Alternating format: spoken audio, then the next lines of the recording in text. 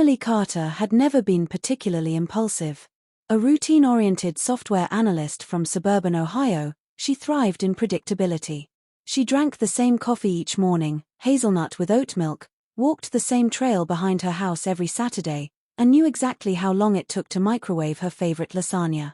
But on one ordinary Saturday morning in late September, something broke that routine. The leaves had just started to change. Reds and golds painted the trees, and the air carried the crisp hint of autumn. Emily laced up her hiking boots, plugged in her earbuds, and headed toward the forest trail just as she had 100 times before. Except this time, she took a different path. It wasn't marked on the map. It forked off the main trail, narrow and half-hidden by undergrowth. Normally, she would have passed it by. But something, curiosity, intuition, or maybe just a need for something new, made her pause. And she turned. The path twisted through denser woods, the canopy thicker overhead. As Emily walked deeper, the forest muffled the sounds of civilization. After about 20 minutes, she heard something unexpected: laughter. Not just one voice. Several. It sounded like a group of people gathered somewhere just ahead. Cautiously, she slowed, slipping her phone into her pocket and following the sounds. Then she saw them. In a small natural clearing, encircled by trees, sat a group of 7 people, men and women in their 20s and 30s, sitting on logs arranged in a circle. A small fire pit in the center smoked gently, and a kettle hung over it. They weren't dressed in anything strange or outlandish. In fact, they looked surprisingly normal: jeans, hoodies, backpacks. One of them, a tall man with sandy blonde hair, noticed her and smiled. "Hey there," he said warmly. "Lost?" Emily froze. "Oh, sorry. I didn't mean to interrupt." "You're not interrupting," said a woman with a wide-brimmed hat and kind eyes. "Come in, if you want. Warm up." Emily hesitated. Her instincts told her to decline. But something else, something deeper, urged her forward. She stepped into the clearing. The group introduced themselves casually. The man who first greeted her was Ryan, a community college art teacher. The woman in the hat was Natalie, a freelance writer. Then came Claire, a barista and aspiring musician, Malcolm, a graphic designer, twins Eliza and Dylan, and finally Sam, a quiet but observant woman who worked with a nonprofit. They weren't a cult, or survivalists, or anything Emily's wild thoughts first imagined. They were just friends. "I stumbled across this place a few years ago," Natalie explained. "The spot had a kind of magic. We just kept coming back. We meet here a couple times a month, no phones, no stress. Just us." Emily didn't know why she stayed. But hours passed like minutes. They talked, shared stories, drank tea brewed over the fire, and even sang a little. Claire had brought a ukulele.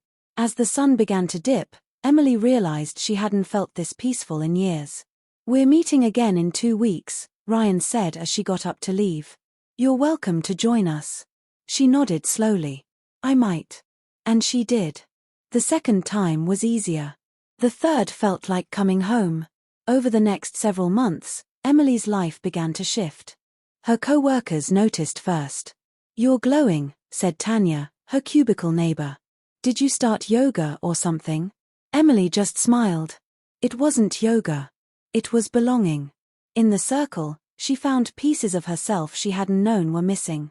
She opened up about her struggles with anxiety, her recent breakup, and even the loneliness she'd felt since her parents moved to Florida. No one judged her. No one tried to fix her. They just listened. The group began to feel like a family. They celebrated birthdays, watched meteor showers, and even hosted a silent circle where they simply sat together, watching the fire, no words needed. But it wasn't perfect. One evening, in early spring, tension brewed. Dylan had brought a new friend, Eli, someone from his photography class. Eli was loud, opinionated, and immediately disrupted the group's rhythm. Natalie pulled Emily aside. "What do you think?" "I don't know," Emily said. "Maybe he just needs time." But Eli didn't change. At the next circle, he argued with Sam about politics. During a group story-sharing game, he mocked Malcolm's experience with therapy. The group felt fractured. After that meeting, they held a discussion without Eli.